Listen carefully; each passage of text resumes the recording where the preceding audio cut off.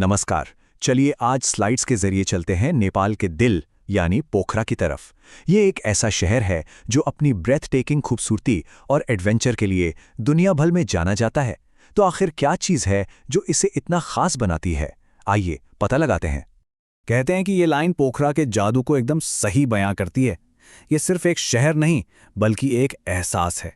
एक ऐसी जगह जहां पहाड़ों की शांति और झीलों की गहराई दोनों मिलकर आपको दुनिया से कहीं दूर ले जाती हैं। और जानते हैं, इस एहसास को हाल ही में एक ऑफिशियल पहचान भी मिल गई है। 2024 में पोखरा को नेपाल की टूरिज्म कैपिटल डिक्लेयर किया गया, जो इसके महत्व को और भी बढ़ा देता है।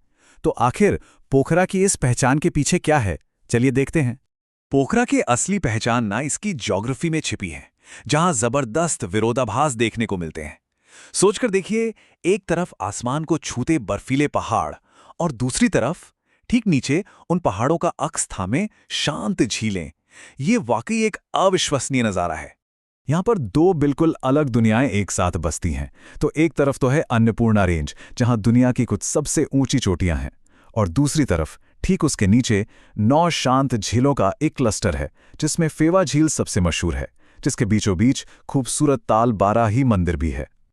और ये जो कॉन्ट्रास्ट है ना, ये कितना ड्रामेटिक है, इसका अंदाजा आपको इस एक नंबर से लगेगा। शहर से सिर्फ 30 किलोमीटर के हवाई दायरे के अंदर जमीन की ऊंचाई लगभग 7,500 मीटर बढ़ जाती है। जी हां, इतनी जबरदस्त चढ़ाई दुनिया में शायद ही कहीं और देखने को मिले। और पता है, यही कमाल की ज्योग्राफी पोखरा को सिर्फ खूबसूरत ही नहीं बल्कि रोमांच का मक्का भी बना देती है। तो सवाल ये उठता है कि आखिर ऐसा क्या है पोखरा में जो दुनिया भर के एडवेंचर जंकीज को अपनी तरफ खींच लाता है? अरे, इसका जवाब तो यहाँ मौजूद एडवेंचर्स की लंबी चौड़ी लिस्ट में है। ये अन्नपूर्णा सर्किट जैसी दुनिया के सबसे फेमस ट्रैक्स का गेटवे है। यहाँ आप पहाड़ों के ऊपर पैराग्लाइडिंग कर सकते हैं, गहरी घाटियों में बंजी जंपिंग है, नदियों में राफ्टिंग है और तो और स्काई डाइविंग भी। मतलब पोखरा एडवेंचर का एक पूरा पैकेज है। और ये सारा रोमांच सिर्फ एड्रेनलिन रश के लिए नहीं है, बल्कि ये तो शहर की अर्थव्यवस्था की जान है। जैसा कि इस चार्ट में आप देख सकते हैं, शहर की लगभग 58% इकोनॉमी सीधे सीधे टूरिज्म पर ही टिकी हुई है। लेकिन रुकिए, पोखरा की कहानी सिर्फ पहाड़ों और एडवेंचर तक ही सीमित नहीं है। इसकी एक बहुत गहरी सांस्कृतिक और ऐतिहासिक आत्मा भी है, जो इस शहर को इसकी असली पहचान देती है। अगर हम पोखरा के सफर को देखें तो 14वीं सदी में ये एक छोटी सी बसावट हुआ करता था। फिर 1786 में एक जरूरी ट्रेड रूट बना, लेकिन असली बदलाव आया 1968 में, जब पहली सड़क ने इसे बाहरी दुनिया से जोड़ा।